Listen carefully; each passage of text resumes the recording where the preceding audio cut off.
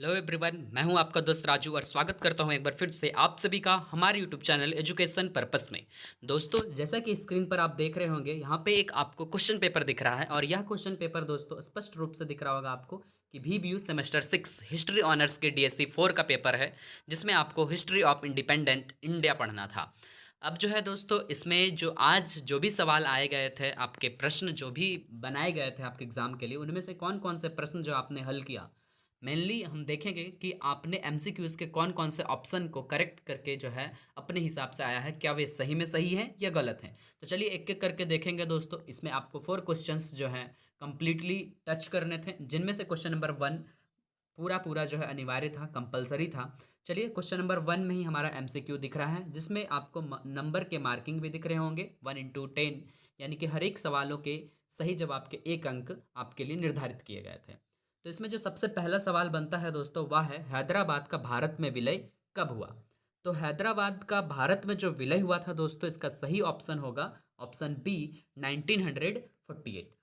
इसके साथ साथ जो क्वेश्चन नंबर 2 जो है हमारा इसी सेक्शन का एमसीक्यू सेक्शन का क्वेश्चन नंबर 2, भारत की स्वतंत्रता के समय जब हमारा भारत देश आज़ाद था या आज़ाद हो रहा था, उस समय हरि सिंह किस रियासत के राजा थे। तो इसका सही जवाब हो जाएगा हरि सिंह, पूछा गया है ना, तो आप ध्यान दीजिएगा कि जम्मू कश्मीर यानी कि कश्मीर जो है इसका सही जवाब हो जाएगा।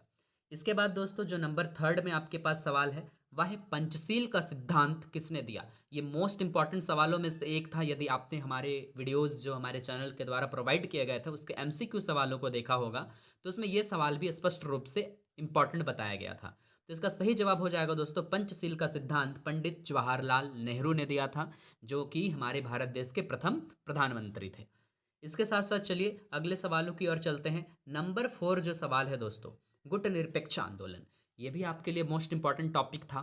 तो गुट निरपेक्ष आंदोलन औपचारिक रूप से, फॉर्मल तरीके से कहाँ सबसे पहले या फिर कहाँ स्थापित किया गया था, फॉर्मल तरीके से कहाँ स्टैब्लिश्ड किया गया था, क्या नन अलाइंड मूवमेंट। तो ध्यान दीजिएगा, इसका सही जवाब हो जाएगा दोस्तों ऑप्शन नंबर सी, बेलग्रेड। यदि आपने सी को टच किया है या सी को टिक लगाया है, सी आपके हिसाब से सही ऑप्शन में आपको लग रहा था और इसी को जो है आपने करेक्ट लगा कर आया है एग्जाम में, तो समझ लीजिए आपके यहाँ से 1 नंबर बनते हैं। चलिए अगले सवालों की ओर चलते हैं। अगला सवाल है दोस्तों, नई दिल्ली में गुट निरपेक्ष आंदोलन का 7वां शिखर सम्मेलन। ध्यान दीजिएगा, सिंपल सी बात है, यहाँ पे 2 पॉइंट को आपको समझना है। पहला तो नन अलाइड मूवमेंट और दूसरा 7वां शिखर सम्मेलन।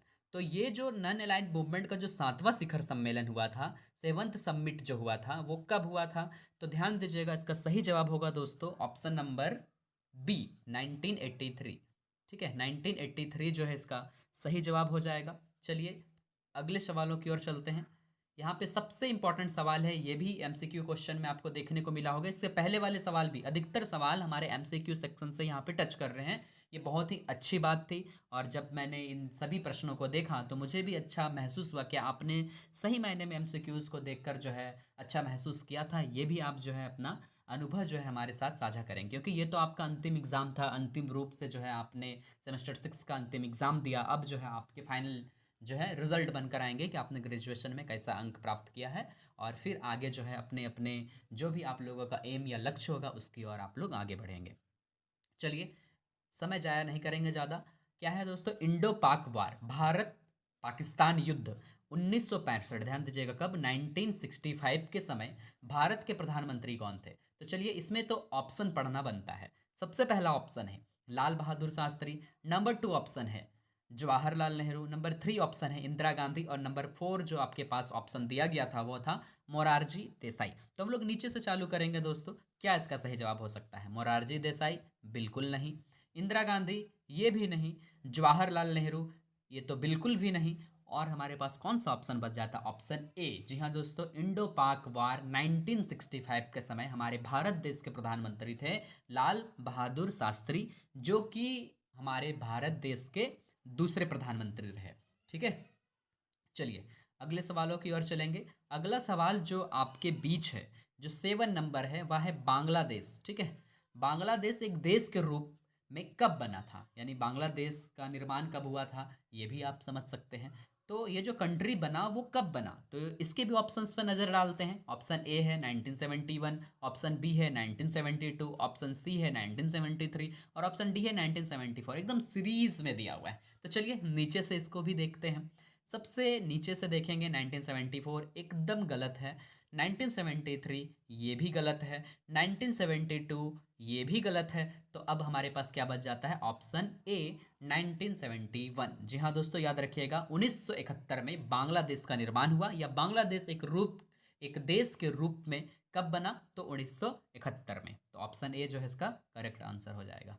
चलिए अगले सवालों की ओर बढ़ते हैं। अगला सवाल जो आप सभी के बीच दिख रहा होगा, जो सवाल नंबर क्वेश्चन नंबर 1 का 8 है, शिमला समझौता। ये भी बहुत इंपॉर्टेंट है, जिसको शिमला एग्रीमेंट कहते हैं। तो जो शिमला समझौता हुआ था दोस्तों, उस समय जिस समय शिमला समझौता हुआ उस समय पाकिस्तान के प्रधानमंत्री कौन थे, ध्यान दीजिएगा। तो यहाँ पे जो है दोस्तों एक थोड़ा सा कंफ्यूजन क्रिएट करते हैं आपके लिए। इस सवाल का जवाब आप खुद से देंगे कि उस समय पाकिस्तान के प्रधानमंत्री कौन रहे। लेकिन चलिए दोस्तों, मुझे तो बताना होता है ना, कि ताकि देख सकें कि 10 में आपके कितने सवालों के सही जवाब हैं। तो चलिए मैं ही बता देता हूँ, ऑप्शन बी। ठीक है, ऑप्शन बी जो है इसका सही जवाब होगा, ZA भुट्टो, जिनका नाम अगर पूरा तरीका से देखा जाए तो हम कहेंगे जुल्फिकार अली भुट्टो। यदि आपने इसका लॉन्ग वीडियो हमारा देखा होगा तो उसमें जो है मैंने इनका नाम बहुत ही अच्छे ढंग से, और कहा जाए अगर ध्यान से, तो कई बार बताया था कि ये याद कर लेना, 1 नंबर के सवाल में आ ही सकता है, और देखो आ गया।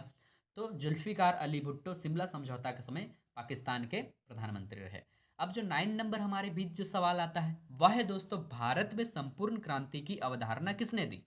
तो चलिए ऑप्शन पर नजर डालते हैं। संपूर्ण क्रांति है ना, तो इसकी अवधारणा किसने दी थी, जयप्रकाश नारायण ने, इंदिरा गांधी ने, जवाहरलाल नेहरू ने, राम मनोहर लोहिया ने। तो इस पर भी नीचे से चलेंगे, नीचे के क्रम से ऊपर की ओर बढ़ेंगे। ऑप्शन डी जो आपके बीच है, राम मनोहर लोहिया, तो मुझे तो नहीं लगता है ये सही है, इस हिसाब से ये गलत हो गया। अगला है जवाहरलाल नेहरू, जो ऑप्शन सी पर आपका है दोस्तों, ये ऑप्शन बिल्कुल गलत है। अगला है दोस्तों ऑप्शन बी इंदिरा गांधी, तो ये ऑप्शन भी गलत है। ऑप्शन ए जब हमारे पास बच जाता है तो हम कहेंगे ऑप्शन ए ही इसका सही जवाब होगा, जय प्रकाश नारायण। भारत में संपूर्ण क्रांति के अवधारणा इन्होंने ही दिया था। ठीक है, तो जय प्रकाश नारायण जिन्होंने संपूर्ण क्रांति की जो अवधारणा लाई थी, वह इसलिए लाई गई थी क्योंकि इंदिरा गांधी की जो सत्ता थी दोस्तों, उसको उखाड़ फेंकने के लिए संपूर्ण क्रांति की अवधारणा को लाया गया था। चलिए नंबर 10 की ओर बढ़ते हैं। नंबर 10 जो एमसीक्यू का सबसे अंतिम सवाल बनता है, एमसीक्यू का। ठीक है, क्या है, भारतीय अर्थव्यवस्था के उदारीकरण का जनक। तो ध्यान दीजिएगा, भारतीय अर्थव्यवस्था के उदारीकरण का जनक किन्हें कहा जाता है, तो हम यहाँ पे देखेंगे, ऑप्शंस पर नजर डालते हैं। ऑप्शन ए आपके बीच है अटल बिहारी वाजपेयी, ऑप्शन बी आपके बीच है मनमोहन सिंह यानी doctor Manmohan Singh, option C आपके बीच है इंद्र कुमार गुजराल, और ऑप्शन डी आपके बीच है राजीव गांधी।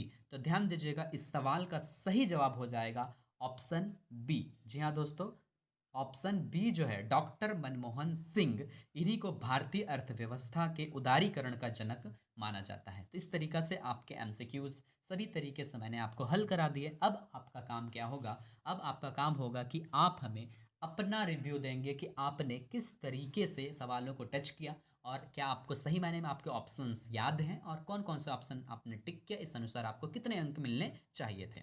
चलिए अगला सेक्शंस पर भी नज़र डाल लेते हैं थोड़ा सा। सेक्शन बी, क्वेश्चन नंबर 1 का ही सेक्शन बी जो होता है वो शॉर्ट टाइप होता है।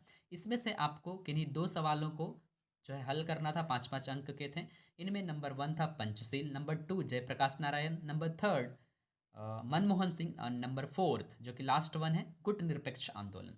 ये बहुत इंपॉर्टेंट थे, जिनमें से पंचशील हमको लगता है आपने किया ही होगा, और गुट निरपेक्ष आंदोलन यदि इनके वीडियोस आपने हमारे चैनल के माध्यम से देखा होगा तो जरूर कर लिया होगा। जयप्रकाश नारायण भी कर सकते थे आप, जिसमें जेपी आंदोलन के बारे में कहा जाता है ना। चलिए अब थोड़ा लॉन्ग टाइप पे सवालों पर जो है नज़र डालते हैं। यहाँ पे क्या है, डिस्क्रिप्टिव टाइप क्वेश्चन, इसको थोड़ा विस्तार से लिखना था आपको, थोड़ा लंबे क्रम में जो है इसको सजाना था। इसमें है क्या दोस्तों, आंसर एनी 4 क्वेश्चन, 4 क्वेश्चनों के जवाब आपको देने थे, 4 प्रश्नों के जवाब आपको देने थे। 15-15 अंक के सभी सवाल हैं, इस अनुसार 60 अंक बन जाते हैं। तो इसमें जो सबसे पहला सवाल यानी कि क्वेश्चन नंबर 2 है, वह है हैदराबाद का भारत में विलय कैसे हुआ। इंपॉर्टेंट था और सही में ये सवाल आ ही गया। अगला है गुट निरपेक्ष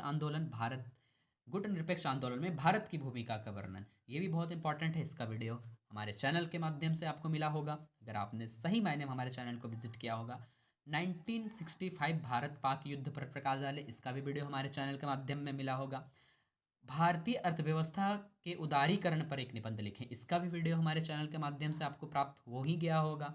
शिमला समझौता, इसका भी वीडियो होगा दोस्तों, अगर ध्यान से आपने देखा होगा। इस तरीक़ा से 4 सवाल आपके तो यहीं पे कंप्लीट हो गए। अगला है भारत में आपातकाल पर संक्षिप्त में निबंध लिखें। और सबसे लास्ट वन, जो सबसे अंतिम सवाल था इस प्रश्नों की श्रृंखला में, वह था दोस्तों भारत में कश्मीर के विलय का वर्णन।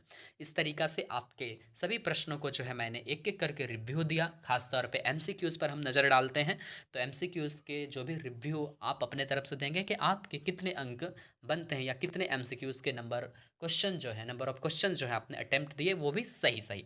इस प्रकार दोस्तों आपका एग्ज़ाम आज अंतिम रूप से समाप्त होता है और आगे के भी भविष्य के लिए आप सभी को हमारे तरफ से ऑल द बेस्ट।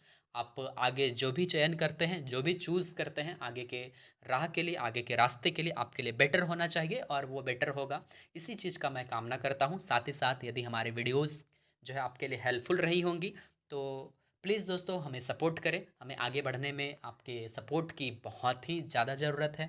साथ ही साथ हमारे चैनल से बने रहेंगे, और भी सारे वीडियोज़ हमारे चैनल के माध्यम से आप देख सकते हैं। मिलते हैं दोस्तों आगे की वीडियो में, तब तक के लिए bye. Thank you so much.